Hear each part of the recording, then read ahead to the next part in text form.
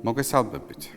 ევროპული ღირებულებებისა და ევროპის იდეის ირგვლივ საზოგადოებაში არსებულ მსჯელობას უერთდება ბიომეტრია, ძალიან საინტერესო თემის ირგვლივ ვიწყებ მსჯელობას.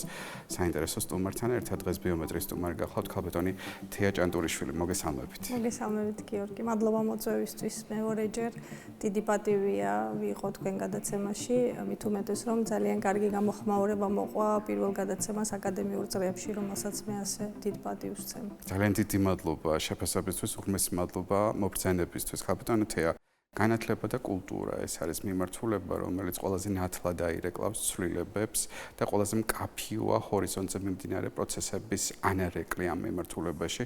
თქვენ წლების განმავლობაში წარმოადგენდით ორივე სფეროს ნაერთს, ნაზავს ერთგვარს. არის თუ არა ხელშესახები ცვლილებები ევროპასთან ურთიერთობის კუთხით თქვენ საქმიანობაში და დღის წესრიგში? გრძელდება ორმხრივი ურთიერთობების ასპექტით, წევრ სახელმწიფოებთან როგორც ჰქონდა ურთიერთობები, პრინციპში ჩვენ უწყებას ყოველთვის ორმხრივი ურთიერთობები გაცილებით უფრო ძლიერი ჰქონდა, ვიდრე რაღაცა ორგანიზაციასთან, ერთ დიდ ორგანიზაციასთან, ამიტომ ორმხრივი ურთიერთობები ცით ბაზირდება ხოლმე უმეტესად დიპლომატია პიროვნულ ურთიერთობებზეც, ამიტომ პიროვნულ დონეზე ძალიან კარგი ურთიერთობები ჩამოგვიყალიბდა წევრ სახელმწიფოებთან და მათ საელჩოებთან და წარმომადგენლებთან, ამიტომ თითქმის არაფერი არ გაჩერებულა, პირიქით გრძელდება. მოვდივარ ახლა სამსახურიდან, სადაც აქტიურად მუშაობდი, თვითონ მალტიდან შემეხმიანენ და მალტასთან დამეგობრებაზე ვმუშაობ მალტის ერთი ცნობილი უნივერსიტეტისა და ბათუმის ერთ-ერთი უნივერსიტეტების შორის. ასევე გვაქვს ურთიერთობები სხვადასხვა სახელმწიფოებთან. მე ვერ ვგრძნობ ძალიან დიდ სხვაობას რომ არ მოგატყო, თუმცა რა თქმა უნდა საერთო სურათს უყურებთ, საერთო მასშტაბი შეიძლება რაღაც პერსპექტივით და პრიზმით შეიცვალა, მაგრამ პიროვნული და კარგი ურთიერთობები გრძელდება და პროექტებიც გრძელდება. მე შემიძლია თემა გავაგრძელო და ველოდები თქვენ შემდეგ შეკითხვას იქნებ. ზოგადად უწყება რა ეტაპს გადის ამ ეტაპზე? ან საუბრები იმაზე, რომ გრანტები შეჩერდა, რომ პროექტები ურთიერთთანამშრომლების სამწუხაროდ პერსპექტივა აღარ ჩანს ჰორიზონტზე, არ არის ასე თქვენი საუბრიდან ეს პასუხია გასაგები? იცით რა შეასაქმე, ჩვენ ევროპასთან როგორც გითხარით, წევრ სახელმწიფოებთან აბსოლუტურად ისევე ვაგრძელებთ ურთიერთობებს და მე დიდი ნუსხა მაქვს ჩამონათვალი სახელმწიფოებისა, ასევე რეგიონული მასშტაბით მეზობლებისა და ევროპული სახელმწიფოებისა. რაც შეეხება ყველაზე მძიმე შეიძლება ყოფილიყო შეერთებულ შტატებთან ურთიერთობები, როდესაც წინა ადმინისტრაციამ ბაიდენის ადმინისტრაციამ ცოტა მძიმე მემკვიდრეობა დაუტოვა თავისივე შემდგომ ადმინისტრაციას და რაღაც პროექტები გააჩერა მსოფლიოში და შეიძლება ეს ეხებოდა კულტურის მიმართულებას, რომელსაც მე ახლა არ წარმოვადგენ, თუმცა მინდა გითხრათ, რომ იქაც ღირსეულად დამთავრდა დაწყებული პროექტი, იმიტომ რომ ჩვენი სახელმწიფო იმდენად მყარად მიზანმიმართულად ვითარდება, რომ ის პროექტი, რომელიც რაღაც ერთიანად დავიწყეთ, მაგალითად ეს ეხება მუზეუმის არტიფაქტს და მის რეაბილიტაციას, ღირსეულად დასრულდა ჩვენივე სახელმწიფოს დაფინანსებით და შესანიშნავად გამოიფინა მუზეუმში. ამიტომ ის რომ რაღაც პრობლემური საკითხი გქონოდა, ესეთი არ ყოფილა ჩვენს პრაქტიკაში. ქალბატონი, ჩვენ ბოლო საუბრისას ბიომეტრიის ფარგლებში თქვენ აღნიშნავთ სხვადასხვა პროექტებს, ურთიერთთანამშრომლობას, მემორანდუმებს. დღის წესრიგშია ისევეს მიმართულებები. არც ერთი მათგანი არ გაფაცილებულა ამ უკანასკნელი დროის განმავლობაში. ერთადერთზე იყო საუბარი შეერთებულ შტატებზე, ისიც რომ შეჩერდა ბლინკენის გადაწყვეტილებით სადღაც ძალიან ბევრ სახელმწიფოებს შეუჩერეს, არა მარტო საქართველოს, იქ მთელი ნუსხა იყო სახელმწიფოების რაღაც ფინანსური დახმარებები, მაგრამ ახლა ხედავთ, რომ თვითონ ახალი ადმინისტრაცია აბსოლუტურად ცვლის სახელმწიფოში სახელმწიფო სისტემას, ძალიან დიდ ცვლილებებს განიცდის თვითონ სახელმწიფო დეპარტამენტიც, ამიტომ მე ვფიქრობ, რომ იმდენად დიდი ცვლილებებია თვითონ იმ ქვეყანაში, რომ ეს კიდე სხვანაირად აისახება მომავალ განვითარებაზე, მაგრამ ჩვენ მათთან არანაირი პრობლემა არ შეგვქნია. რაც შეეხება ევროპის სახელმწიფოებს, მოგახსენებთ, აქტიურად გრძელდება რიგ ქვეყნებთან, შემიძლია ჩამოუთვალო იტალიასთან, უნგრეთთან, მალტასთან, ბულგარეთთან, ასე შემდეგ. ეს ყველაფერი პროცესები იმდენად მნიშვნელოვანია დიპლომატიის წამლად, ადამიანების ურთიერთობები, რა ურთიერთობებით იწყებ, რა პერსპექტივები აქვთ და მე ვფიქრობ, რომ გლობალური პერსპექტივით ურთიერთობები ყველა დონეზე გაგრძელდება, უბრალოდ ეს ახლა რაღაც პოლიტიკური წნეხის მექანიზმად არის გამოყენებული, თუმცა მე ვფიქრობ, თვითონ მათივე ქვეყნებში მითითებებია მიცემული, რომ ადამიანურ დონეზე არ გაჩერდეს, რა თქმა უნდა, უკანასკნელი ფაქტი მეტწილად მაინც ვთვლი, რომ პერსონალური მონაპოვარია იგივე ინდივიდების შესაძლოა და სულთლად მასეც არ ვფიქრობ, რა თქმა უნდა, პერსონალურიც არის, მაგრამ ეს დამიჯეროთ როგორც კარიერულ დიპლომატს არის რაღაცა უთქმელი კანონები, უთქმელი მითითებები, რომელიც შეიძლება ესე არ გაჟღერდეს, მაგრამ სხვადასხვა დონეებზე მუშაობს, რომ გააქტიურდეს კონტაქტები და არ დაიკარგოს კონტაქტები. დიპლომატია ძალიან მრავალწახნაგოვანი ხელოვნებაა და ზედაპირულად რაც ჩანს ტელევიზორში ძალიან ხშირ შემთხვევაში საერთოდ არანაირი კავშირი აქვს იმასთან, რაც არის რეალური სურათი. სწორედ ამიტომაც განსაკუთრებით სასიამოვნოა თქვენი მოსმენა და თქვენი სტუმრობა ჩვენს ეთერში. კაპიტან თეა, როდესაც ვსაუბრობთ ევროპულ მომავალზე, არ ვიცი რამ სახის და რამდენი ინტერპრეტაცია აქვს ამ კონკრეტულ წინადადებას ადამიანებს გარკვეულ მასას ეს წარმოუდგენია უზრუნელ მომავლად ცხოვრების განსაკუთრებულ ხარისხად პრინციპში ეს ასეც არის თუმცა გარკვეულ ნაწილს მიეჩნია გაქვს ბევრი კითხვით ნიშანი ამ ნაწილში თქვენი პერსონალური აღქმა როგორია ევროპული მომავლის იმიტომ რომ ძალიან ბუნდოვანი გახდა ეს ფრაზა უკანასკნელი 1 წლის განმავლობაში გიორგი, ყველანაირი კომპლიმენტის გარეშე საკუთარი თავის მიმართ ვიტყვი, რომ ევროკავშირის შესახებ, როდესაც დავიწყე დიპლომებზე მუშაობა, საერთოდ თითქმის მასამ არ იცოდა ეს ორგანიზაცია რას წარმოადგენდა და 9 საუკუნეს ითვლის უკვე ჩემი ბიოგრაფია მალე მაისში 50 წლის გავხდები და არ მეთაგილება ქალს თქვა ჩემი ასაკი.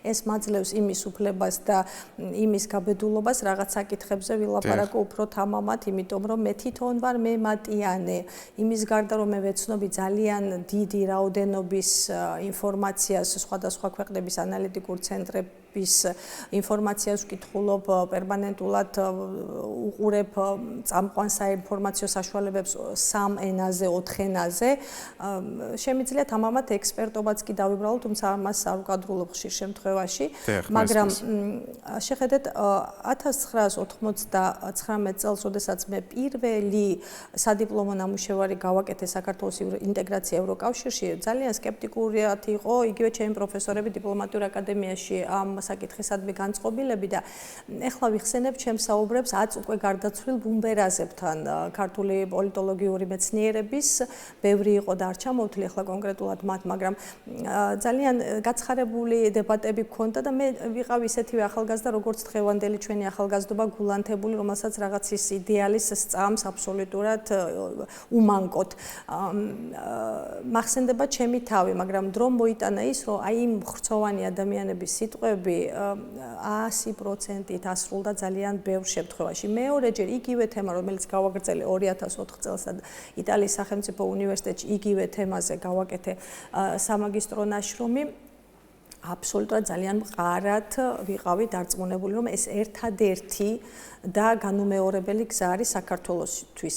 ეხლაც ასე ვფიქრობ, თუმცა ადამიანი ვითარდება, სახელმწიფოც ვითარდება, ანალიტიკური ინსტიტუტები მუშაობენ, გრძელვადიანი პერსპექტივა არ იცლება და ჰორიზონტი არ იცვლება, მაგრამ მოკლევადიან პერსპექტივაში აუცილებლად რაღაცა ცვლილებები თუ არ მოხდა, შენ განწირული ხარ სრული კოლაფსისა და დაღუპვისთვის, ხო? ამიტომ მოკლევადიან პერსპექტივაში თუ რაღაც შეიცვალა და მოდიფიკაციას განიცდის, ეს არ ნიშნავს, რომ ჩვენ იმ შორეულ პერსპექტივაზე ვამბობთ ვარს. ჩვენი ანალიტიკური ცენტრები, ანალიტიკოსები და ექსპერტები და პოლიტიკოსები და დიპლომატიური სამსახური ძალიან კარგად მუშაობს და გეტყვით, რახან თვალყურს ვადევნებ თვითონ ევროკავშირში მიმდინარე მოვლენებს, იქაც ძალიან ახალი გეოპოლიტიკური არქიტექტურა იქმნება, ესე ვთქვათ. ამიტომ ის რომ ევროკავშირი დღეს განიცვლის ესეთ ცვლილებებს, ჩვენ ჯობია რომ ავიღოთ ტაიმაუტი და ამ ცვლილებებს დაველოდოთ და დავაკვირდეთ ძალიან ფრთხილად. სად შეიძლება ვიპოვოთ ჩვენი ადგილი, სად შეიძლება მაქსიმალური პროფიტი მოგება წამოვიღოთ, სად შეიძლება დავიცვათ ჩვენი იდენტურობა. ჩემი პირველი ფრუსტრაცია ევროკავშირთან მიმართებაში იწყება 2010 წელს, როდესაც საბერძნეთი ჩავარდა ძალიან მძიმე ფინანსურ კოლაფსში და მას დასჭირდა კრედიტები, რომლებიც იმდენად კაბალური იყო. სახელმწიფო სუვერენიტეტი შეილახა. მაშინ სახელმწიფოსი და იმ დებიტორი სახელმწიფოებისა, რომლებიც ანალოგიურ შეიძლება საბერძნეთთან შედარებით ნაკლებად კაბალურ მდგომარეობაში იყო, მაგრამ ეს იყო მაგალითი, რომ საქართველოს შეიძლება დაგვარი კოლაფსის წინაშე დადგეს და მერწმუნეთ საბერძნეთი გაცილებით უფრო ძლიერი სახელმწიფო ეკონომიკურად ვიდრე საქართველოს. საქართველოს სჭირდება რაღაც გზა, რომ გაიაროს, დადგეს ფეხზე და არსებობს, რა თქმა უნდა, ევროკავშირის გარემყოფი სახელმწიფოები, როგორც შვეიცარია, რომელიც აბსოლუტურად სუვერენულად ახორციელებს თავისი ქვეყნის პოლიტიკას, უძლიერეს ფისკალურ პოლიტიკას. კაპიტანი თეა, ეს ერთგვარი გადათამაშება და ჭადრაკის გეოპოლიტიკური ჭადრაკის დაფა. თქვენი ამბობით მე მეჩვენება, რომ ემოციურ ნაწილზე იქონია მეტი გავლენა, ვიდრე რეალურად სტრატეგიებზე, რომელიც აქვს ქვეყანას და პერსპექტივაზე. აბსოლუტურად გეთანხმებით, ეს ძალიან სწორი ფრაზა რაც ახლა თქვენთვის. ემოციური ნაწილი იმიტომ მუშაობს ახლა, რომ მაინც ჩვენ არ გვყავს ის ანალიტიკოსები, რომლებიც ძალიან ღრმად სწავლობენ ევროკავშირში შიგნით მიმდინარე მოვლენებს, შეიძლება კი გვყავს, მაგრამ ეს დახურული ანალიტიკური ცენტრებია. სჭირდება მეტი ანალიტიკოსები, მეტი ექსპერტები, რაციონალური ჭკვის ექსპერტები, რომლებიც ძალიან მკაფიოდ აუხსნიან საქართველოს მოსახლეობას ტელევიზიიდან. იცით რა, მე ძალიან მიგვირს ის ევრონიუსი, რომელიც ტრიალებს საქართველოში. მე ვფიქრობ, რომ ეს ევრონიუსი არ არის, აი სწორად გამიგეთ. ანუ ევრონიუსი ვიცი, ის, რასაც მე უყურებ სხვადასხვა ენაზე, ინგლისურად, ფრანგულად, იტალიურად, იგივე რუსულად. ყველგან ტრიალებს ერთი და იგივე ინფორმაცია, პოზიტიური და ნეგატიური ევროკავშირში მიმდინარე მოვლენებისადმი, მაგრამ საქართველოს ევრონიუსი მე საერთოდ ვერ გავიგე რა არხია, იმიტომ რომ მას არანაირი კავშირი არ აქვს იმ რეალურ ნამდვილ ევრონიუსთან. ამიტომ ძალიან კარგი იქნებოდა საქართველოში ქართულ ენაზე გაჟღერებულიყო ის ევრონიუსი, რომელსაც უყურებს მთელი ევროკავშირი და მოკლედ და სამჩაგერთვებით მაპატეთ ბოდიშგირთით კაპიტანი თეა, საუბრობთ რომ რაღაც დავკარგეთ. რა დავკარგეთ რეალურად?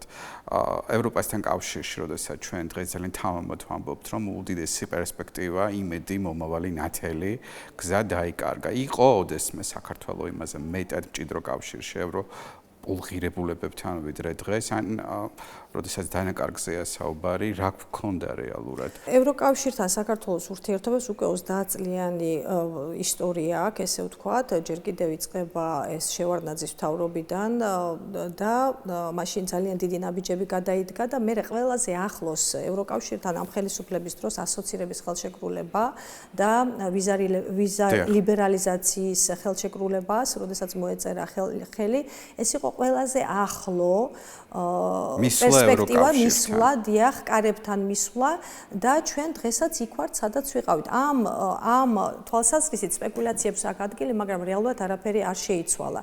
მე იმიტომ აღვნიშნე დასაწყისში გადაცემის გრძელვადიანი პერსპექტივები და მოკლევადიანი პერსპექტივები, რომ შეიძლება ახლა ამ მოკლევადიან პერსპექტივაში იქ იმ გეოპოლიტიკური არქიტექტურის ცვლილებების დროს რაღაც წნეხები და რაღაც სერიოზული სტაგნაციები იცვლება და ყველაფერი გადათამაშებას ექვემდებარება, იმიტომ რომ შავი ზღვის რეგიონი ცეცხლის ალშია პირდაპირ ვთქვათ, ევროპის ერთ-ერთი უდიდესი სახელმწიფო უკრაინა და რა თქმა უნდა მსოფლიო ისეთივე ვეღარ იქნება, როგორც მანამდე.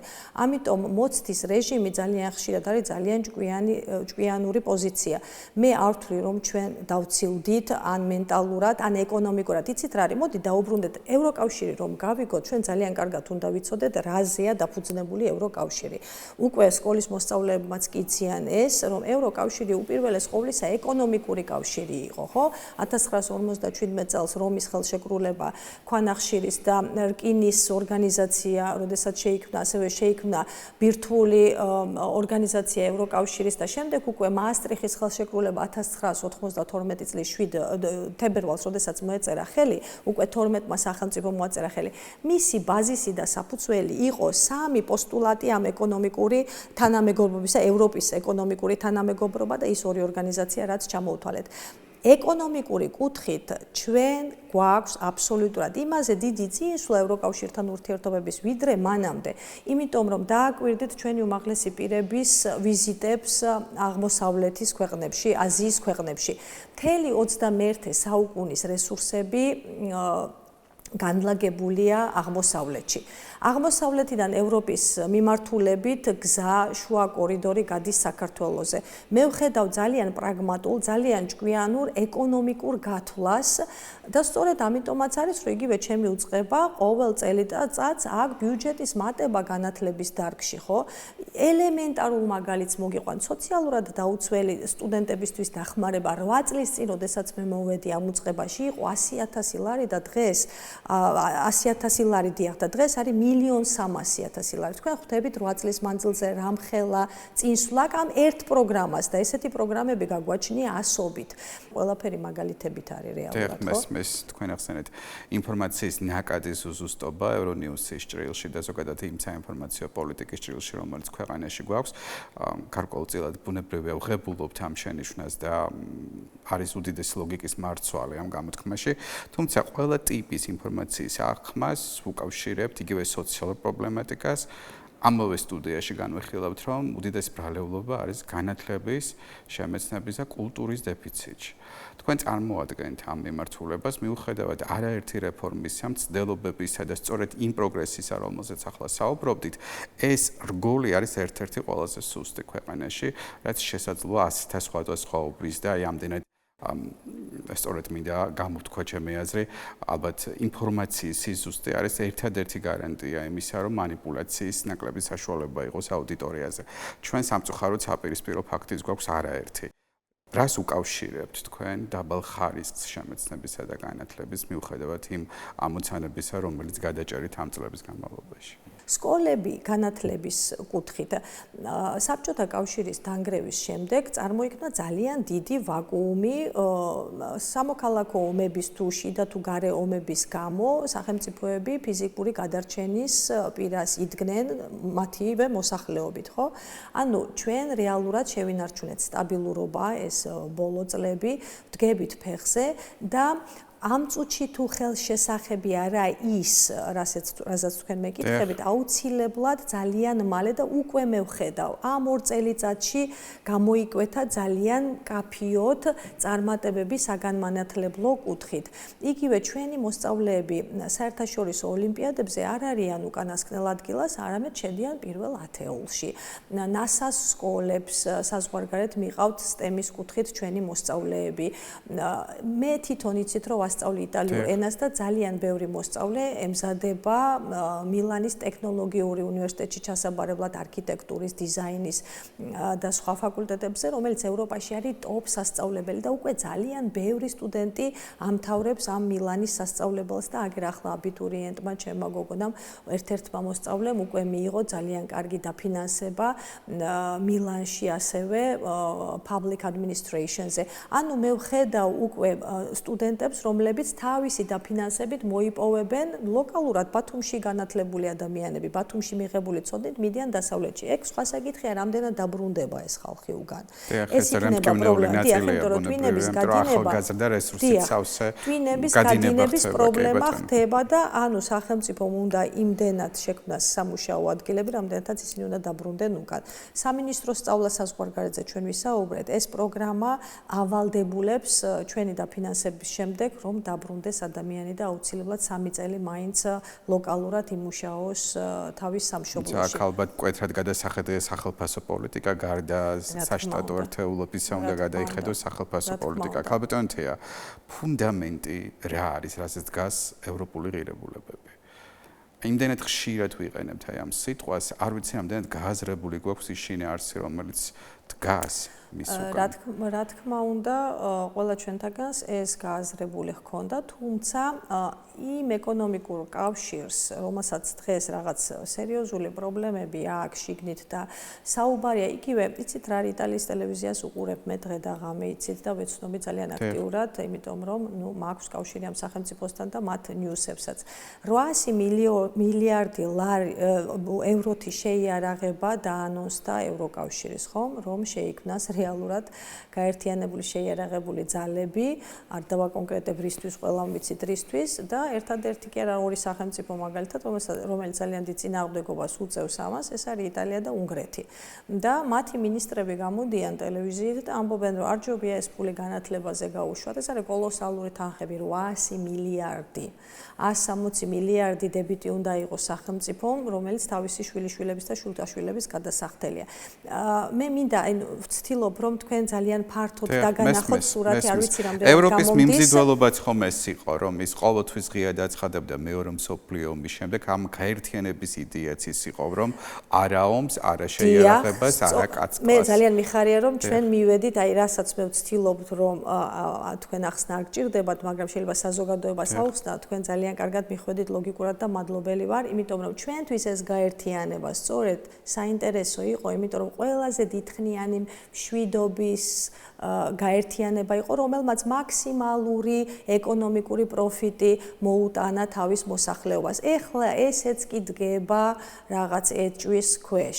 როდესაც ეს გაერთიანება ცდილობს გადაკეთდეს სამხედრო გაერთიანებად, იგივე ის მაასტრიხის ხელშეკრულება, რომელზეც მე ვილაპარაკე, იქ მკაფიოდ წერია 1992 წელს ხელშეკრულებაზე მკაფიოდ წერია, რომ სახელმწიფოები შიდა პოლიტიკის და სამხედრო საკითხებს უტოვებენ შიდა სუვერენიტეტს როგორც კომპეტენციას. ეხლა ესეც კი დგება წევრ სახელმწიფოებს შორის რაღაც აზრთა სხვაობის და შეჯახების საგნად. ამიტომ ეხლა ტაიმაუტი და პაუზის აღება და უბრალოდ დაკვირვება ეს იქნება ყველაზე ჭკვიანი პოლიტიკა, თუმცა გრძელვადიან პერსპექტივაში.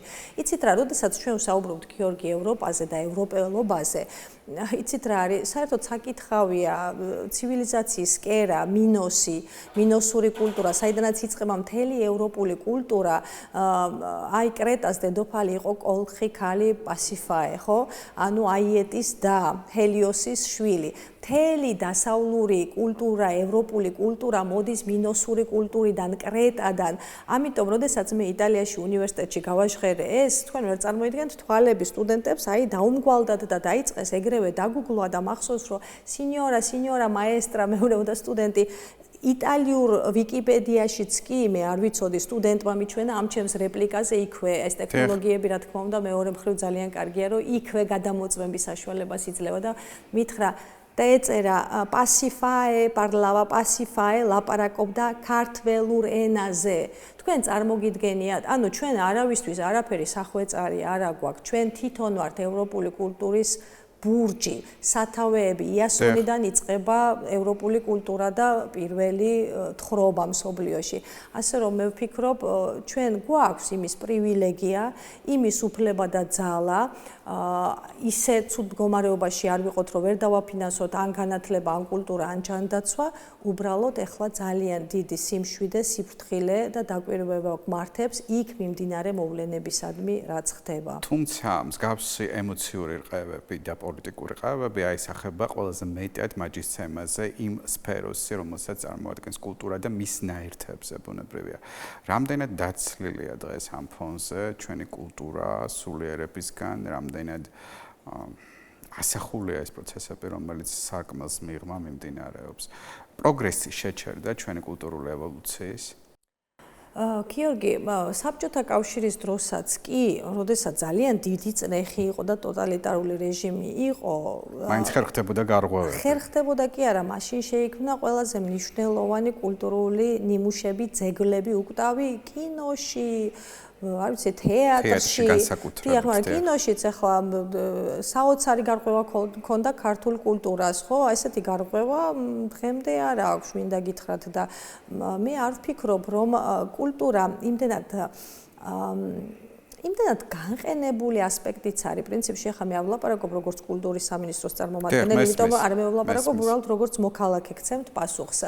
და ადამიანი რომელიც ძალიან კარგად იცნობს როგორც საქართველოს, ასევე ევროპულ ფუნდამენტსაც. თუ რაიმე წნეხი არის, ზუსტად იმ წნეხში გაცილებით უკეთესი ხელოვნების ნიმუშები იქნება, ნამდვილი შედევრები, ვიდრე აბსოლუტურად დალაღებულ გარემოში. იცით რა, რომ დააკვირდეთ, არც ერთი კომპოზიტორი არც ერთი ხელოვანი ძალიან დალახებული ცხოვრებით არ ცხოვრობდა, ისინი ვინც დატოვა მართლა რეალურად შედევრები, რომელიც კაცობრიობას ექნება და ექნება საუკუნეები.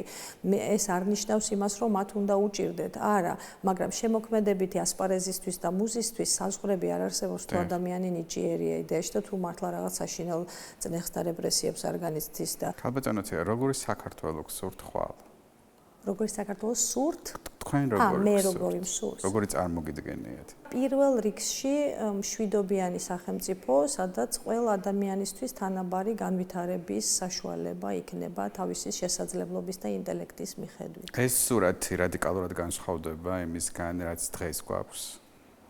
იცით რა, ეს სურათი, რაც დღეს გვაქვს, მიდის იქეთკენ, რაზეც მე ვოცნებობ. მე ვარ იმის ნაწილი, რომ მივიყვანო ეხლა ეს ქვეყანა, ერთი აგური ვარ, იმ სურათამდე, რაც მე აგიღწერეთ, მერიტოკრატიამდე, დამსახურების სახელმწიფომდე. ხალბატონო თეა, თქვენი წვლილი აგური, რომელიც კულტურისა და განათლების მიმართულებაში გაქვთ, ეს უკვე ლომის წვლილია, ეს ჩემი პირადი შეფასება. მე მაქვს პატივი ახლოს ვიცნობდა იმ პროექტების ნუსხას და იმ ურთიერთთანამშრომლობის ნუსხას, რომელიც გვაახლოვებდა ამ წლების განმავლობაში ევროპულ ღირებულებებს. მადლობა თქვენ ამისთვის პირიქით, მაგრამ სიამოვნებით მოვისმენდი, როგორია თქვენი სამომავლო გეგმები და თქვენი პერსპექტივა სამომავლო იგივე ევროპასთან კავშირში. ევროპასთან კავშირში თქვენ იცით, რომ ძალიან მნიშვნელოვანი პროექტი, რითაც მე ვამაყობ და იტალიის სახელმწიფოსთან და საელჩოსთან გვაქვს ურთიერთობა, რაშიც ჩვენ იგივე სახელმწიფო გრანტს გვიხდის და არაფერი არ გაჩერებულა. ეს არის იტალიური ენის და კულტურის შესწავლა, რასაც ვახორციელებთ 200-ზე მეტი ბავშვი სწავლობს ამ წუთში და მეტი ალბათ კიდე. მე კერძო პრაქტიკაც მაქვს, სახელმწიფო პრაქტიკაც მაქვს. ეს არის ჩემი ყველაზე მნიშვნელოვანი აგური, ალბათ ამ სახელმწიფოსთან თუმცა სხვა სახელმწიფოებთანაც არანაკლებ ვახერხებ და ეს ერთ-ერთი ჩემი საამაყო აგურია, იმიტომ რომ ანუ ცივილიზაციის საკვანძო სახელმწიფოსთან მისი ენის შესწავლა, კულტურის შესწავლა, იცით, კულტურული ევროპული ადამიანის აღზრდა საკმარისია იმისთვის, რომ იყო ბედნიერი და იყო ევროპის ნაწილი. ჩემმა თაობამ და თქვენმა თაობამ ბევრი სიძლელები გამოიარა, მაგრამ ჩვენ მივახციეთ იმას, რომ სახელმწიფო სუვერენულია და სახელმწიფო თავისით განაგებს თავის ბედს. ეს მერწმუნედ არ არის პატარა მონაპოვარი, ეს არის ყველაზე დიდი მონაპოვარი, როდესაც შენ შეგიძლია სუვერენულად გადაწყვიტო საკუთარი შიდა საქმეები. ამიტომ პერსპექტივებზე მე ესე ვერ ვილაპარაკებ, იმიტომ რომ ალბათ ღმერთმა მაჩვენა, რომ ადამიანი ბჭობდა და როგორ არის? ღმერთი იცინოდა, ამიტომ ზუსტად ვერ გეტყვით, მაგრამ მე ვფიქრობ, რომ იმ ასაკში შევედი, როცა ყოველი მზის შუქით, ყოველი სამუშაო დღით და ჩვეულებრივად იმით, რომ ჯანმრთელი ხარ და ყოველდღიურად რუტინულად აკეთებ რაღაცას, ეს აგური აშენებს დიდ და ლამაზ სახლს ბოლოს. ამიტომ მე ვფიქრობ, რომ პერსპექტივა არის აი ეს ლამაზი რაღაც მომავალი სახლის აშენება გადატანითი მნიშვნელობით, სადაც ყველა ბედნიერები და ჯანმრთელები იქნებიან. ძალიან დიდი მადლობა. მოგეხსენებათ, ბიომეტრია არ არის პოლიტპლატფორმა და შესაბამისად, როდესაც რესპონდენტზე ვიწყებთ მსჯელობას, ჩემთვის გამოკვეთილი მნიშვნელობის მატარებელია პოლიტიკისგან გაფილტრული ინდივიდები იყოს ჩემი სტუმრები, იქ სადაც ყველა კითხვას ექნება არა პოლიტიკური, არამედ შინაარსობრივი, მოქალაქეობრივი პასუხები. უღრმესი მადლობა იმ გამოკვეთილი შინაარსისთვის, რომელიც მოგაქვთ ყოველთვის ბიომეტრიის სტუდიაში, მადლობა იმ ობიექტურობისთვის, რომელიც მოგაქვთ საზოგადოებამდე და მადლობა იმ განწყობისთვის, რომლითაც გვემშვიდობებით ხოლმე. უღრმესი მადლობა, ჩემთვის პატივია ვიყო თქვენი მასპინძელი, მაყურებელს შევახსენებ, რომ ხალბატონი თეა ჭანტურიშვილი პასუხობდა ბიომეტრიის კითხვებს, მომავალ შეხვედრამდე გემშვიდობებით, მადლობა ყურადღებისთვის. ნახვამდის.